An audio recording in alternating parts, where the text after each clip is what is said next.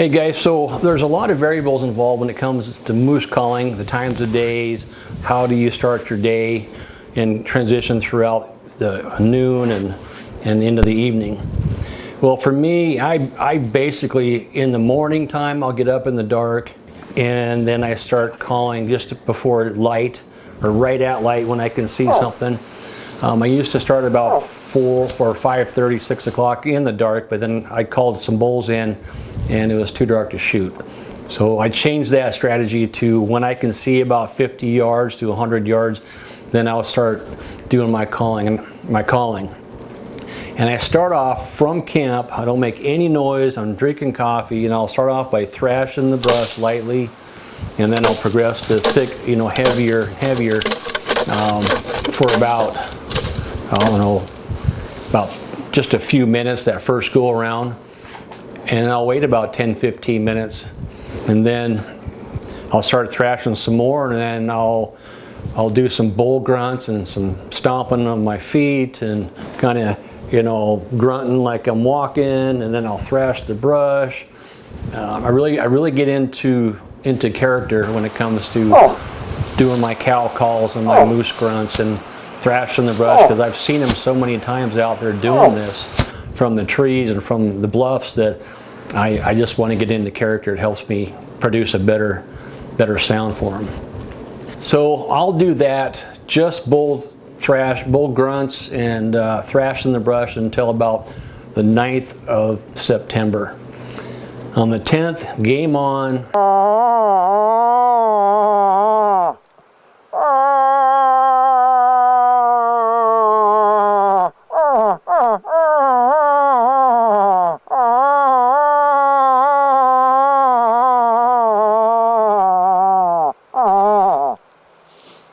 I'm gonna start off in the morning thrashing the brush and bull grunts, and then wait 10 minutes, 15 minutes, and then I'll let out a long, sexy, I'm in the rut cow call in all the directions I believe the moose are gonna be. If I got a mountain behind me, I'm not gonna call up the mountain, I'm gonna call across the valley, upriver, downriver. So that's the morning. And I'll do that until about 9:30 in the morning, and then I'm done for the day. I'm done until about noon. But after about 9:30, I'm done, and I'm fixing breakfast, and I'm enjoying the day. And the moose, they're laying down by now. And then about noon, I will climb up on a bluff or up in a tree overlooking the valley and the meadows that I know are already there, and I will just check everything out, because that's when moose normally get up, is around noon. Anywhere from about 11:30 to 1.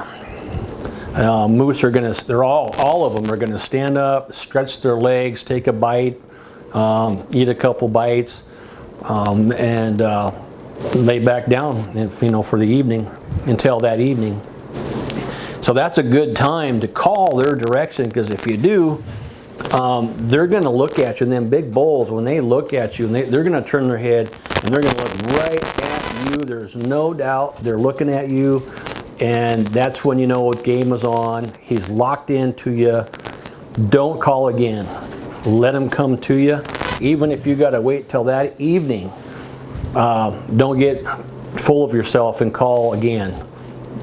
He's gonna, and if he starts coming to you, you'll see him. He'll start doing the bull grunt walk, where he's going, whoa, and he's walking to you, whoa, and he takes a step, whoa, and he takes a step, whoa, and he'll stop and he'll look at you and he'll listen. Don't fall into it. Just let him come. If you can't stand it, then do a thrash the brush a little bit or a bull grunt. But no cow call. Let him come pretty much all the way to you.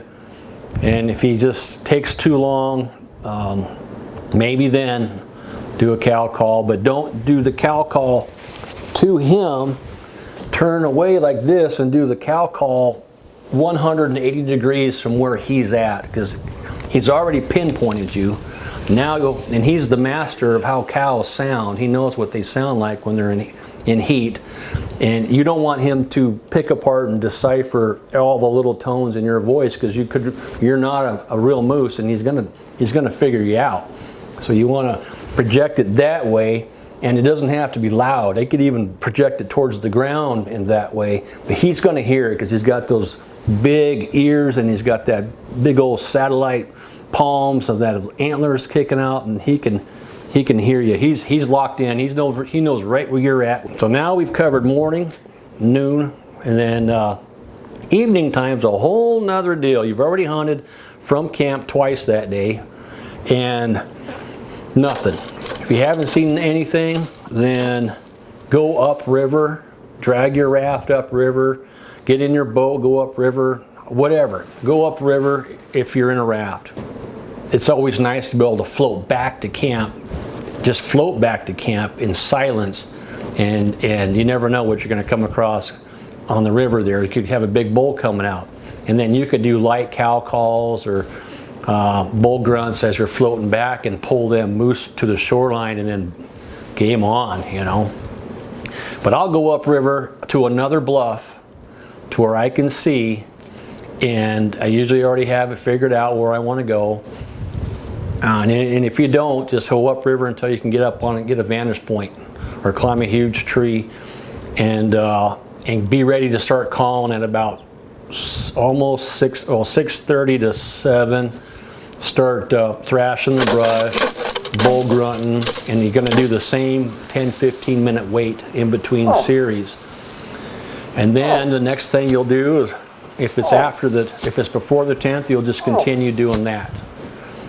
If it's from the 10th on, then you'll let out a cow call upriver or across the valley, and just a long cow call. A normal volume, nothing major volume yet. You don't want to blow anything out of there. But if you want to pull those bulls in that are being hard to play the game, you got to change up your tone. And where I got my call from was, I actually heard it from an actual cow moose, and we were competing for one bull, and I had just a regular kind of call going. And this real cow moose let out this sweet, sexy tone that was outrageous, with all kinds of different tones involved. And she called the bull away from me. So the tones and changing up the tones makes a big difference. And that's what's upped my game with moose calling and moose hunting, is calling them with all kinds of different tones in one beller. So I'm moving my mouth, and I'm going all the way to my diaphragm. And then you'll float back to camp, nice and stealthy, no walking involved, you're relaxed. It's a beautiful float back to camp. Don't have to worry about a motor dying, and you can't get back to camp. That's why you don't go downriver, you go upriver, because you never know about a motor. So float back to camp nice and stealthy, and get a fire going. And that brings up another thing. I've always have campfires on every one of my camps. It's never deterred a moose. I've called moose right into camp with a fire going before. And that's a real thing. And the moose laid down less than 20 yards, well, less than 10 yards actually, from the fire. That smoke and that fire doesn't bother him. Not much at all. So there you have it. Good luck. I wish you the best. Be safe out there, and happy hunting.